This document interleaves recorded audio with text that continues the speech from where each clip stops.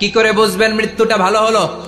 এক নাম্বার আলামত আন-নুতকু বিশ-শাহাদা, মরার আগে আওয়াজ করে জিকির করে কেউ যদি পড়তে পারে লা ইলাহা ইল্লাল্লাহু মুহাম্মাদুর রাসূলুল্লাহ সাল্লাল্লাহু।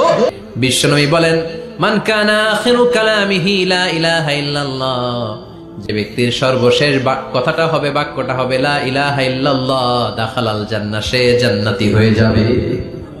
সুবহানাল্লাহ পড়েন।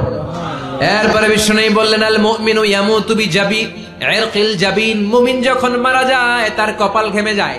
এরপরে বিশ্বনবী বললেন, ফি লাইলাতিল জুমা, জুমার রাতে যদি মরে, আও ফি শাহরি রমাদান, কিংবা রমজান মাসে যদি মরে, আও ফি সাফারিল হজ, কিংবা হজের সফরে যদি মরে।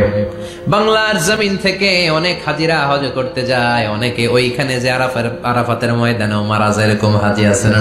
আমাকে শহীদ করে সেই মিছিলে শামিল করে নিও, যে মিছিলের নেতা মীর হামজা, খোবায়েবে খাব্বাব, আল্লাহর কাছে তারা অতি প্রিয়।